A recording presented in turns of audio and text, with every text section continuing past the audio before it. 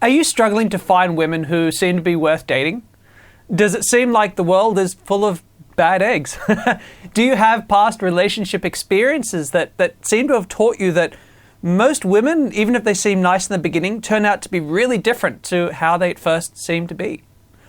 Or perhaps you're just watching this video because you really want to find one really amazing partner and you've been lucky and haven't had horrible experiences yet. Today, I'm going to talk to you about why most men have the completely wrong strategy to finding an amazing partner. And of course, most importantly, what the strategy and mindset is that you need to have.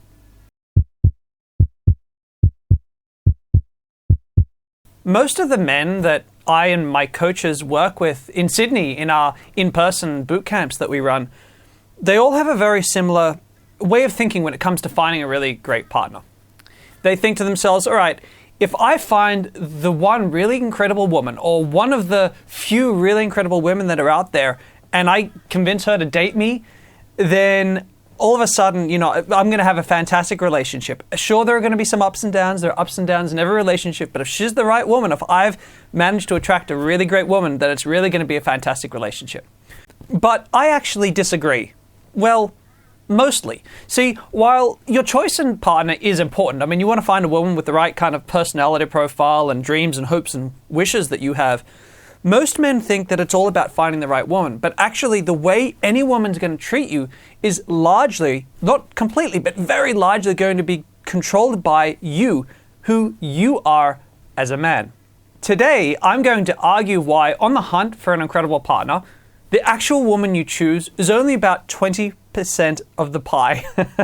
Whereas actually who you are as a man and getting your shit together as a man is about 50% of the whole battle. And your relationship skills and conflict resolution skills account for about 30%. So who you date, the actual woman you choose, is only 20% importance. Think that's a wild hypothesis? Well, let's find out. So let's break this down a little bit. Let's first look at the 50%, which is how much you've got your shit together as a man. Now, what does that mean? It means that, how confident are you? How aware are you of your internal value, the things that you bring to the party? How well have you learned to manage your baggage as a human being? And all human beings have baggage. And how well have you learned to manage that baggage as a man? Do you deal with your insecurities and all that stuff in a mature adult way? Or are you still revert to being a little child in those moments? All this stuff, this is having your shit together as a man. I want you to imagine that you start dating a woman. And let's say this woman is a bit of a bulb buster, right? Right from the get-go, she's kind of really on your case.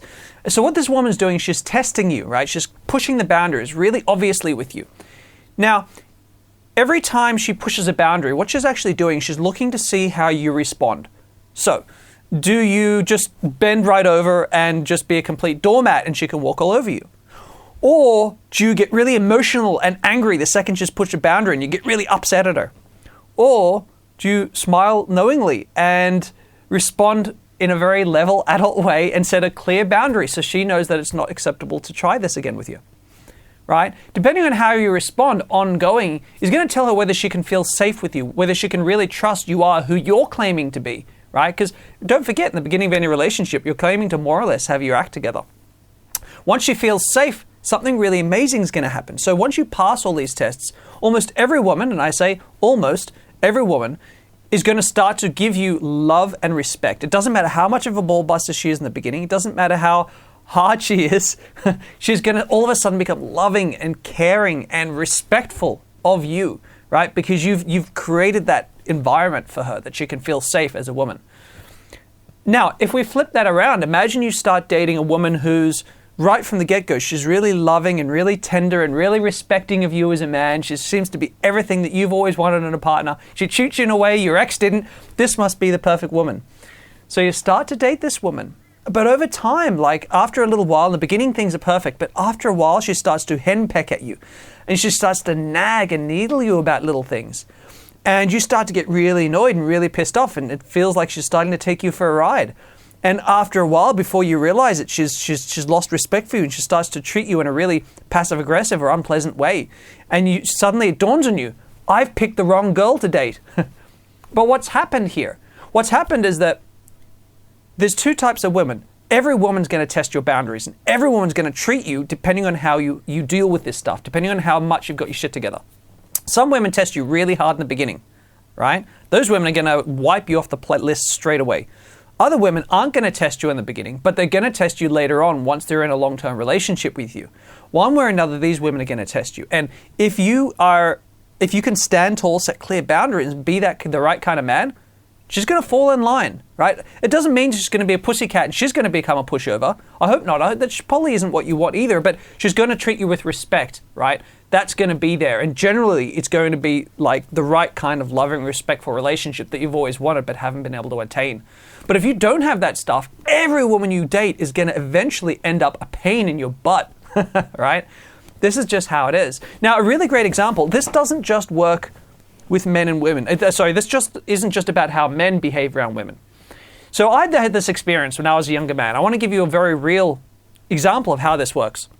When I was a younger guy, I was a nice guy. Through and through, I was just too much of a pushover. I was too eager to please, didn't want to disappoint women. I've talked about nice guy syndrome in the past. And then at some point, I started dating this woman. And this woman, she was a nice woman, nice enough, but she was needy as hell. And she was just all the bad things that I do when I was a younger guy as a nice guy. She was like that times 10, right? Way over nice, way too eager to please, always in my face, always in my space, got nervous and anxious when I wasn't around, right? All this kind of stuff. And something amazing happened. I started treating her exactly how my bad exes were treating me. Like, I couldn't help it. Like, I was getting frustrated and annoyed with her. And, like, I wouldn't want to see her. And I'd go hot and cold on her. And I would find myself taking advantage of situations. Even though sometimes I'd try not to, I'd just find myself doing it. It was the most amazing thing. It's like, suddenly, I became the bitch. Well, you know, the bitch is in, not the bitch, the person gets walked all over. The bitch is in the person who's mean to the other person and doesn't have respect for them. I became that one. I became the mean person, the bastard, if you want to use the guy term. What happened? What happened was that, again, we're humans. We respond to other humans. In relationships, largely we respond to that person, right? We don't lose our personality, but how we end up treating them is to a large degree how we tell them, how they tell us to treat them. And this is what's happening to you in relationships. So how about the other slice of this pie, the 30%, okay, which is your relationship management skills and your conflict resolution? Well, every relationship requires work to really be successful long term. But what most people do is they get comfortable in the beginning of a relationship because all our hormones are flooding through our bodies, so we do all the nice things. We're always attentive to the other person. We always work hard to try to make them feel good about themselves. Early relationship stuff, that's easy. Any fool can get early relationship right. But down the line, what happens is that if you don't have like high quality relationship building skills, you end up how a lot of couples go where one or both parties end up feeling unappreciated, unloved, transparent, not sexually attractive to the other party anymore, right? And you see this in a lot of marriages that break down. This is what's happened. Like it's often the wife who ends up feeling this way, but it can certainly be the man as well. I've had it as a man. I've seen other men experience this too, but this happens. And it happens because there's no relationship management going on. It's allowed, it starts really well, and life gets in the way and it doesn't get managed well anymore. There's no spark reintroduced into the relationship. There's no novelty brought in. There's no excitement. You just become friends, like asexual friends completely, or worse. But even more important than that is the flip side, right? Which is the conflict resolution. And this is a big one. Most of us, myself included, we grow up in an environment, and I didn't grow up in a terrible family environment, don't get me wrong, but my family didn't have a healthy conflict resolution style. We weren't very good at resolving conflict properly. And most families aren't, in all honesty. So if you grew up in an environment where you didn't learn good quality conflict resolution, you didn't learn to argue as an adult, right? And to resolve conflict not from a childlike space, but from an adult space, and respect another person's views even when they're different, even when you're angry, you can really struggle in relationships because it doesn't matter who you date. It doesn't matter what kind of woman you decide to date. She's going to annoy you. She's going to make you so mad, and you're going to make her so mad sometimes. It's going to happen. You're going to have fights. You shouldn't have fights a lot, but you're going to have them. Now, if you've got a really bad, like a really poor conflict resolution style between you, what happens is you get resentments built up after arguments. Does this sound familiar to any of you who have been in bad relationships? So these resentments, they build up, and what happens is they leak. So those resentments become lots of passive-aggressive behavior.